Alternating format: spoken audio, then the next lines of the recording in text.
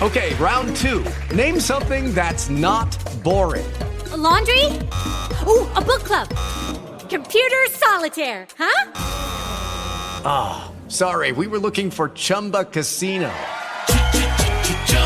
That's right, ChumbaCasino.com has over 100 casino-style games. Join today and play for free for your chance to redeem some serious prizes. ChumbaCasino.com. No purchase necessary. Void where prohibited by law. 18 plus. Terms and conditions apply. See website for details. I can't believe I made it through my whole birth month without any J360 productions going through. Let's see. Other than those 2 Cyclone episodes, did any J-Man Show episodes take place in October now I think about it? 37? 36? Was it 36, 37? I guess the best thing to do is just pick up the slack and go ahead and run with it. So, from the top, ladies and gentlemen, welcome to the J-Man Show here on J360 Radio.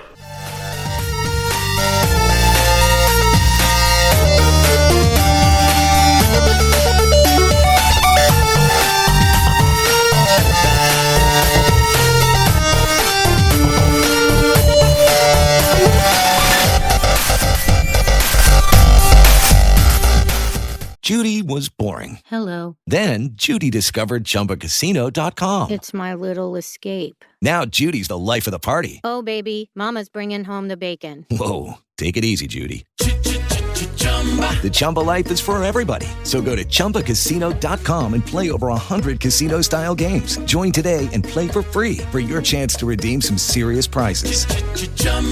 ChumbaCasino.com. No purchase necessary. Void where prohibited by law. 18 plus terms and conditions apply. See website for details. Hey, everybody. Welcome back to the J-Man Show.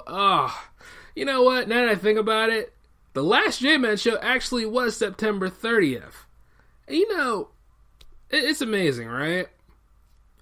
We had to go through issues such as podcast hosting because we didn't know whether we were going to go for SoundCloud for another year. But, that discount and everything else, and considering how the fan base is growing around here, big shout outs to all of you in the J360 Legion for being patient with us. I'm looking at this like, the apartment, and I just renewed the lease. And I know some of y'all are like, he kind of turned his back on his ideals in some episodes about going to YouTube and stuff. No, I always had the YouTube plan, guys. I just realized that making money from it, There's more problems with this than a little bit now.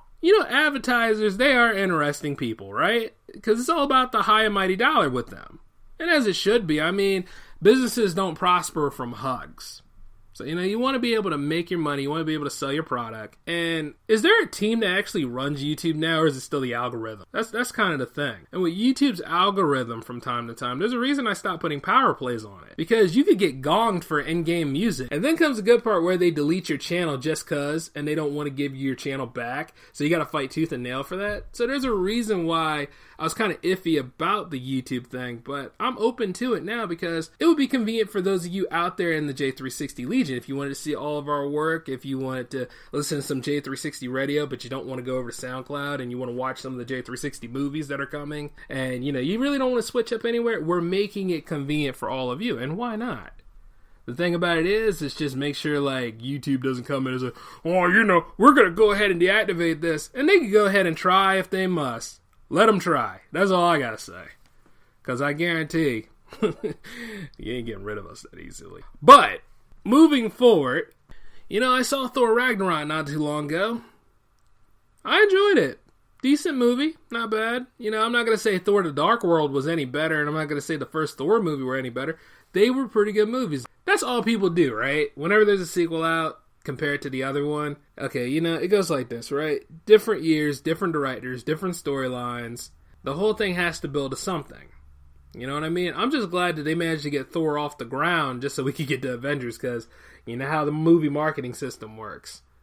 And you see, as I look into it, it did kind of, if I could compare Ragnarok to the Dark World, Dark World was a lot more serious. And a little bit more mystical, whereas with this one was comical.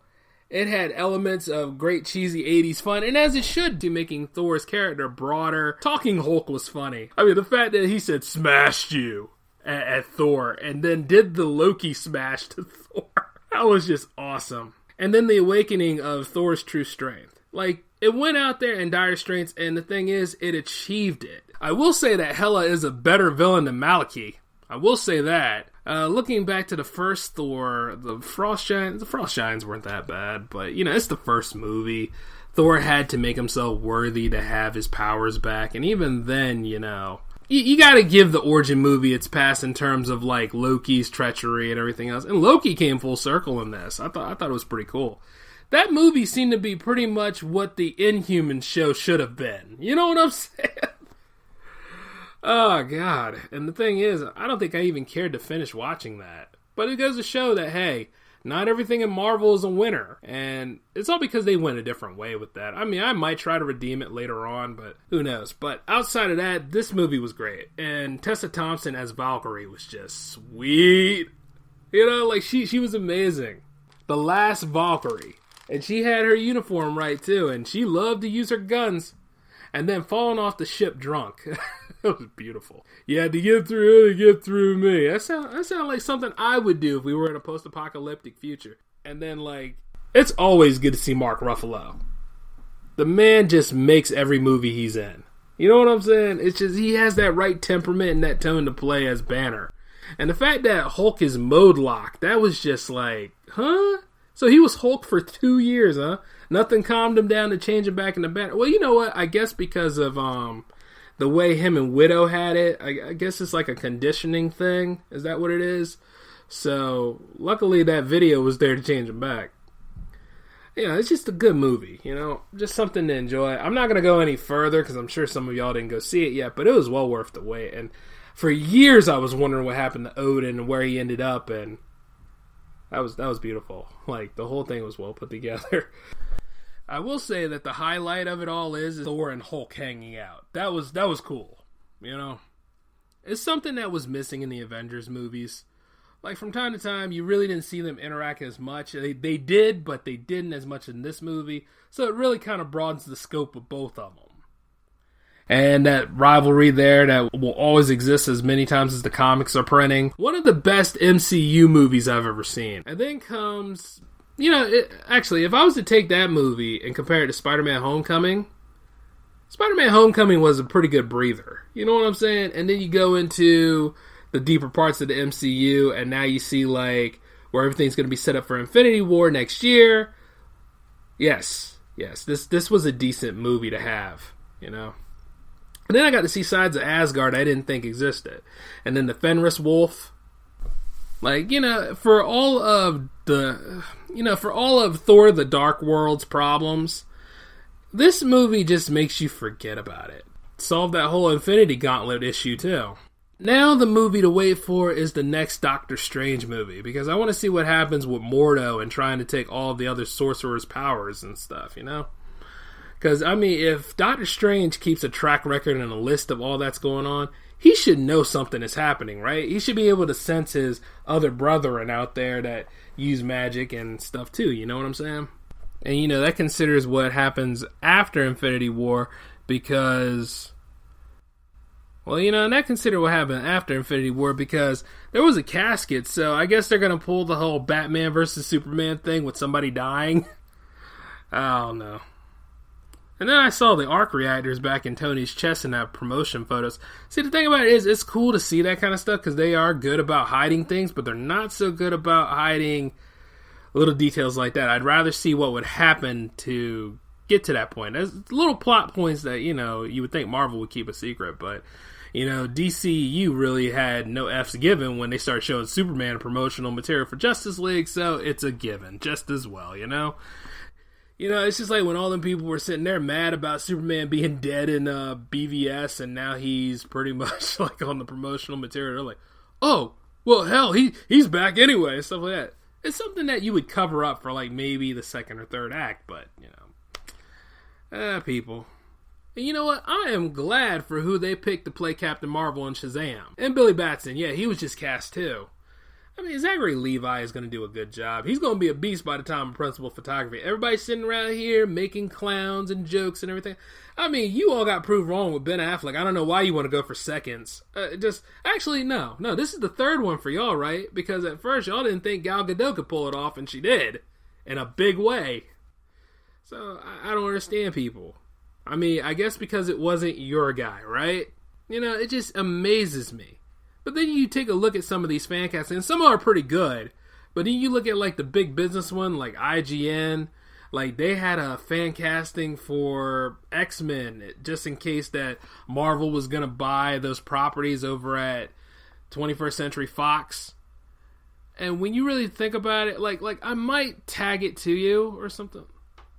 And like when you think about it, if you ever look at that list, it is like the most progressively dumb thing I've ever seen, because everything has to be politically correct. And then not only that, they pick the people that aren't even resembling to the characters.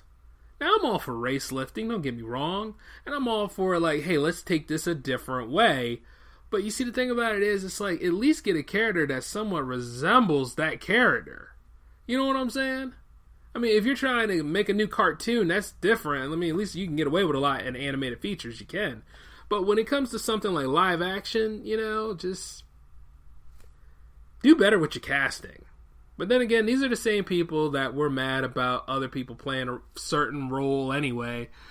Like they have control over it. No, this is what we want. This is what we need. These are glaring issues that... No, these are glaring issues that you want, but you go ahead, you cross out the you put we on there. Because, hey, there's strength in numbers, right? I could write articles like that for J360, but it goes like this, you know, how would I know what the rest of you all want in terms of that context? See, that's the kind of stuff, it's called clickbaiting, I know, but stupid. Like, you sit there, you look at that kind of stuff, this is who we want to cast in the movie. Yeah, you're not going to get that casting, so goodbye to you. There's a lot of cool stuff I want to see, though. I mean, if Marvel was going to buy those properties, that would have been great. I mean, Fantastic Four comes back. Victor Von Doom is at the center where he needs to be. The Marvel-wide villain. Avengers versus Doctor Doom. Actually, hey, did the Guardians take on Doctor Doom at one time? Anyway. And then Silver Surfer and Galactus causing trouble in the Marvel Universe. Like, you see all the beautiful aspects of this coming together, right? And then I hear Power Pack is supposed to be getting something. But it's just a good time to be a comics fan. The problem is that, you know, you have to argue with other comic fans just to make a point. Oh, man. And speaking of which, there are times where the Hollywood adaptation cycle doesn't really work. And sometimes that happens in terms of anime and manga. I mean, depending on who you talk to, Ghost in the Shell was decent. I mean, I thought it was okay. You know, like, at least sci-fi was making a comeback. Then there's a lot of misunderstood sci-fi films. And the fact is that they would take something like Ghost in the Shell and they would make somewhat of a decent adaptation to it. You gotta give some sort of credit there, but the problem is the movie wasn't even being promoted right due to circumstances. You know, it's just so sad. And you ain't even looking at the film. It might not even be the center point of the movie, even though she had a Japanese mom and, you know, it was Scarlett Johansson. But, you know, little things like that. It's just crazy to me. Why can't I just go to the movie, see something based on the property, and just enjoy the damn thing? Actually, I do that. But when it comes to mainstream America and the rest of everybody else, you know, otakus especially, because Lord knows, if you make a movie based on a property that they all sit there and think is the greatest boon to the industry ever made, like Akira, for instance. Akira is a great movie, yes it is, but you have to watch it twice to even understand it, and then if you read the manga to that thing, which is pretty much Bible-sized, you'll get more of an aspect of what's going on with it. But you'll see that there is no way they could have made that manga to Akira into something... That would be a very long movie and a very tedious process to make. And I don't see them taking that and making that into a 2-hour film here on the American shores either. Though they want to. They admit that they are trying to make an Akira adaptation. And, you know, all I can say is, looking over at Dragon Ball Evolution, good luck to that. Because Dragon Ball Evolution... Well, I don't know where it was evolving from, but I would have seen that Pokemon being thrown in there. Probably wouldn't have helped the film much. It's just, when you go a different way with a movie, it's understandable. Because there's aspects of the source material you probably can't film.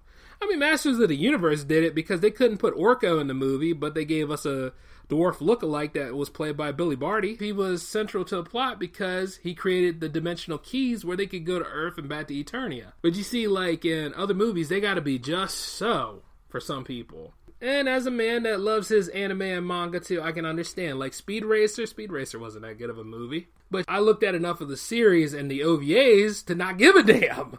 You see what I'm saying? It's like when you look at Rurouni Kenshin, and you look at the series and the OVAs, and somebody made a live-action movie to that, and they did a horrible job about it, you would be infuriated probably because you're a deep, hardcore fan, and nobody can tell you shit.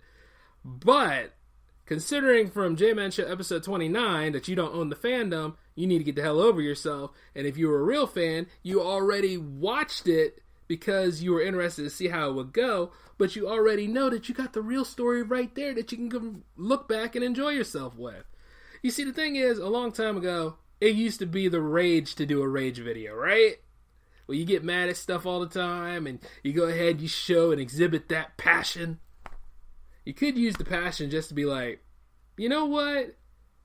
I'm not going to feel like arguing about this right now, because at the end of the day, I already know the real games, I already know the real story, I already enjoy myself enough. You know, it's kind of like Dragon Ball fans from time to time. Yeah, everybody sits there and they talk about, oh, the original Dragon Ball was kind of boring. You know, it's nothing compared to Dragon Ball Z, because Dragon Ball Z had all them fights and everything else. Yeah, because Dragon Ball Z didn't have boring parts in it like when they were all on Namek for that many, many years.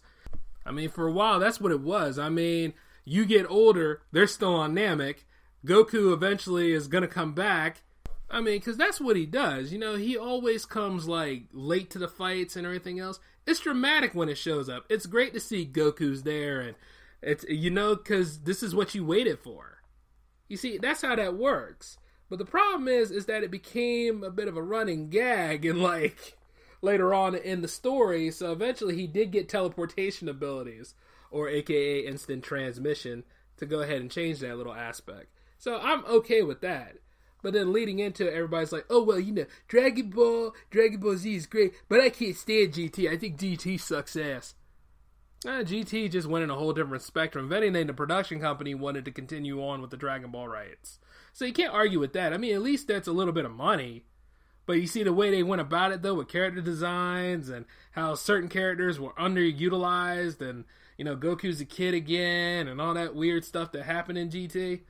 The thing about it is, like, I'm not going to say I hate GT, but I'm going to say that I'm glad I watched it. You know what I mean? I'm glad that I experienced what a train wreck it was, because sometimes you can sit there in your ivory tower and say, I refuse to do this. I'm special today.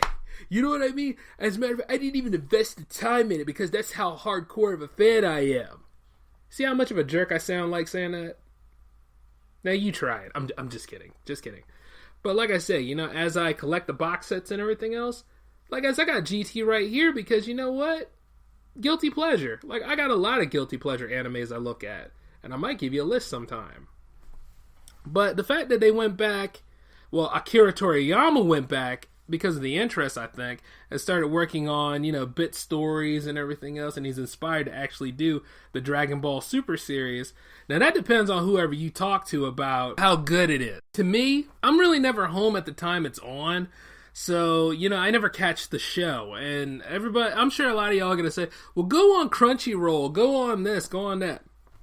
Cool, really, I get it. And I probably will, but it goes like this. I like reading the stories, you know what I mean? My manga collection is a lot bigger than my anime. So, you know, I just wait for the books to come out so I can go ahead and take them, like, you know, if I'm at work or something, just sit back and read them for a while. Like, I like the way they're going with the different dimensions now. Like, that's just broadening the scope. So, you know, I think it's cool the way they are going about it. And certain characters that were underutilized, chances are this is their chance at redeeming those characters. And then, like, you know, the spectrum is broad, so it works. Yeah, I'll take it. And, you know, it's funny, too. So, yeah, so I'm just like, let them do what they want to do with this property. But you know what series I would like to see?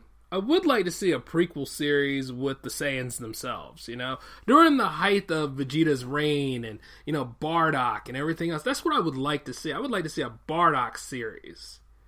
Even though he kind of had one, but you know what I mean, like, all this stuff about the hierarchy. I kind of know Goku's story. I kind of know, like, Gohan and Goten's stories. Actually, Goten still has a lot of progression to go, so I'm not worried about that. As a matter of fact, wasn't that the original idea for Goten to become the new character after Gohan? Or at the same time, I think Gohan was supposed to be the main character, but people didn't want that, so Toriyama brought Goku back. Yeah, I think that was the whole thing. Oh boy. But you see, the thing about it is, it's not just like Dragon Ball fans enjoying themselves. Of course, Naruto has a whole different story going on with his kids, and I think, what is the other one that's out there? One Punch Man is doing pretty good too. I need to pick up those books too now that I think about it, but if anything, I went back into my old school way of looking at manga. As a matter of fact, Fist of the North Star is where I went back to. And Kenny Kuman, a.k.a. Muscle, and Dr. Slump, and then I think there's a one-shot I have here called, I think it's called Sandtown. That was another Akira Toriyama one. You know, it dealt with that cowboy, a demon, and a tank. And I think there was a robot in there too. Let me see. Yeah, you know, it's been a while since I read this. And then Love Hina. Now, Love Hina is a good example of a manga being better than the animation. But you see, the animation was fine because it kind of fleshed out certain characters that didn't get their development in the book. So, I mean, it really is apples to oranges at that point. Don't think that, you know, they don't have their problems during production too, right? You can't just put stuff on a pedestal like that. And the thing is, with the movie adaptations, several properties have been adapted into movies, like Attack on Titan. Those movies are okay, but they follow a condensed format that M. Night Shyamalan tried to do with The Last Airbender. And it's a good thing that movie is called The Last Airbender because it does not deserve the real title. So shout outs to James Cameron for putting a stop to that. Because that's not how you do it. Now, if you take a good look at a movie like Assassination Classroom with Kuroko Sensei, that was cool. He was such an asshole, but the thing is, he really does care about them kids. And, you know, I would like to know more about his backstory as the god of death, but you know, and that's just a surname. He was just the best assassin in the world. But I really didn't get, like, the villain's end goal of turning him into that monster, but the thing is that he held his own when he needed to, and he was always leading them kids to better themselves, while at the same time putting his life on the line. He was going to do to the earth what he did to the moon. That crescent shape over there is permanent because of his powers. He was a troll. He was a sociopathic, manipulator. Kuroko Sensei was just a jerk. And I know I'm pronouncing it wrong. I'm doing it on purpose, mostly to just make your blood boil. But you see, he cared about those kids enough to actually teach them. And during the time where his past was catching up to him, because I think one of the students was actually the... You know what? You need to watch that series. As a matter of fact, it's called Assassination Classroom. Those kids were put in the E-class, and that he made them believe in themselves. And that's the whole thing, the togetherness, the storylines, the plots, the humor. I mean, there might be a chance that the English dub kind of sucks. I mean, I will give the otaku crowd that, you know, because there's the gist where the voice doesn't match the character face. And then you've heard the voice so many times where you're like, God, is she doing this? Is she doing the voice acting for this? Really? Is he doing the voice acting for this character? He doesn't even fit the role of the character. Why'd you put him here? You know, it's moments like that. So you click it over to channel 1, where it's the Japanese voice, and you just sit back and you read the words, and you just enjoy yourself with that one, because you know it's more realistic then. And then there are times where the words don't sync up with, you know, what's going on. Like, you're gonna have those moments. So the best thing you can do is just do the best you can. But at least then you sit back and you're like, well, this is great anime going on right here. Another big plot point of an anime or a manga that I need to finish, though. I need to finish Yu Yu Hakusho. I only got up to, maybe the Dark Tournament, and even then Toonami stopped showing them. And I just could never get any access to, seeing what the rest of the stuff turned out. So, you know, I need to go in the right direction. I need to find out what happened. Because I think the last thing I saw was Genkai dying, and that was it. So you can see how traumatic that was for me. Yu Yu Hakusho, Ghost Files. And then there was Case Closed with Detective Conan. Or aka Detective Conan anyway. Now that is going to be one of the hardest mangas for me to collect. Because as I live and breathe about that, it's still going on. It'll go on forever. I think it'll go on as long as Shin-Chan does. And Shin-Chan is well known for being so damn There is no way I'm going to collect Shin-Chan. The only way I'll ever even attempt to get a fraction of Shin-Chan is just to go ahead and get the English version. Which, by the way, it's more of a gag dub than anything. I mean, the show's already outrageous as can be originally, but the way they went about it at Funimation is just cutting edge. And for some reason, we're not getting any newer episodes of that, because I feel bad about that too, because that was my late nights, you know, when I was working at my old job. Like, sure, I might have had to deal with some undercutting bullshit here and there, and I might have had to work at a rigorous pace and stuff, but at least I knew I could come home to that and I could just relax, you know what I mean? Because I sympathize with the dad hero as he works at a job that really doesn't care for him and stuff like that, and all the crazy stuff of what Shin would do. And that was my night, you know what I mean? Just sit right there and just say, I'm home. Especially like when there's moments where, you know, I've seen enough Dragon Ball to actually recite it, and I've seen like enough of, you know, Team 4-Star, because, you know, they need time to go ahead and work on the production for the episodes and stuff. Especially if the anime you are a fan of and looking into has run stale for you and you have no choice to look anywhere else and see where to go next. I think there's a basketball anime out there that's pretty popular right now. The only problem with sports animes are you do have to keep up with them, because I try to get into the Prince of Tennis, and somewhere around the 4th book I just didn't care anymore. So, you know, so I had to go somewhere else. But at least with that basketball one, I might look into it. Actually, you know, I almost forgot to mention some pretty good things. The Guyver. And if Guyver doesn't serve your purpose, there's always Gundam, because Gundam will go on forever too. Speaking of which, I do need to get the box set for Mobile Suit Gundam. I'm wondering, you know, I need to talk to one of my friends out there, because he had a link for like the G Gundam Blu-ray box set.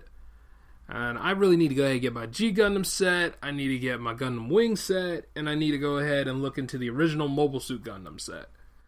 Yeah, while I'm doing this show right now, I'm actually looking at my wish list of things I need to buy. And also, a well-known anime is Space Battleship Yamato. Beautiful. I mean, you think about it. You gotta save your planet from atomic radiation to get to another planet that is in a binary system with the planet that's invading your planet, and you have to battle against the fleet to get there. And there's a time limit, because the radiation that's on the Earth is trying to seep into the underground cities. What do you do? What do you do? You sit back, you watch that damn thing and hope that they make it in time. That's what you do. Like the first series, The Quest to Iskandar, yes. It has suspense, that sci-fi drama I like, and the music is flawless. And you're just praying and hoping that they make it back to Earth in time, because the radiation sickness was getting to the people. I mean, the other two series, they were okay. You know, you gotta think about their seasons in terms of series. You know, matter of fact, they, hold on. You know, as a matter of fact, they made a live-action movie for Space Battleship Yamato. Yeah, back in 2010, it was... Yeah. Okay, yeah, I see it right now, yeah. Well, you know what? As usual, I'm gonna have to look into it, y'all. But the thing is, it probably isn't even all that bad. Like, I mean, they're pretty good with their adaptations over there. I think Phoenix Wright has a movie as well. So, you know. It works for some people, but, you know, at the end of the day, I just think because, you know, they tend to... See, I need to go ahead and study up on Eastern filmmaking, because now, you know, everybody's making a deal with the East, and as they should, because that's where the money is. I mean, you've seen it. The MPAA is all about that now, but I was thinking that we were more on global terms anyway. But who knows? All I know is this.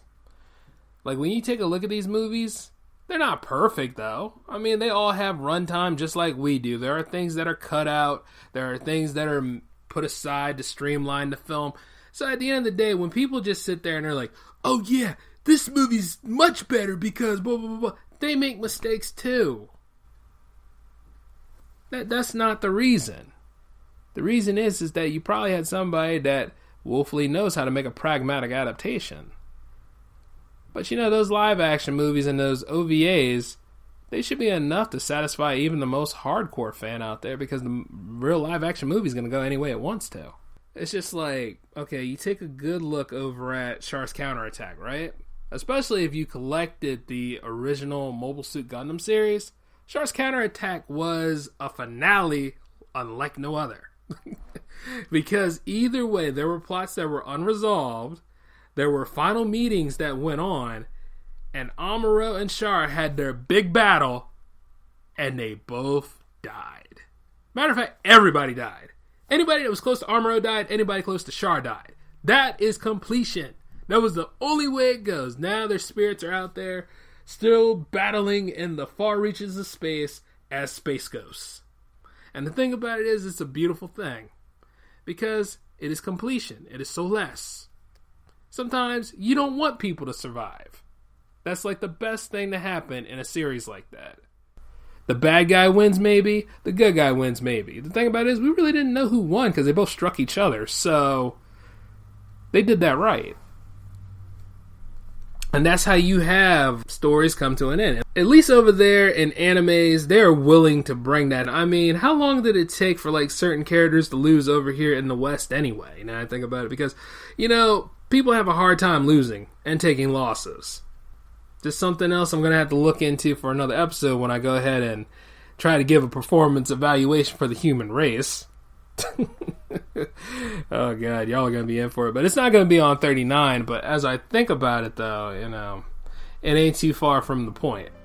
But that's all the time I have for this episode of the J-Man Show. I'm glad you all decided to come in during my time here. We got the holiday season on the rise, and hopefully more J-Man episodes to come. I know you have one coming tomorrow, so you know, until then, you all take it easy, and I will see you all tomorrow. And no, y'all are not getting any of this anime collection I'm trying to build. Peace out. Laters, Legion.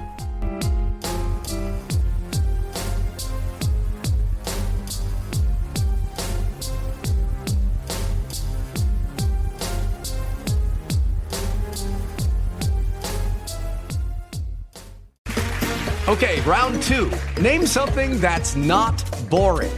A laundry? Ooh, a book club. Computer solitaire, huh? Ah, sorry, we were looking for Chumba Casino. That's right, ChumbaCasino.com has over 100 casino-style games. Join today and play for free for your chance to redeem some serious prizes. ChumbaCasino.com. No purchase necessary. Void where prohibited by law. 18+ terms and conditions apply. See website for details.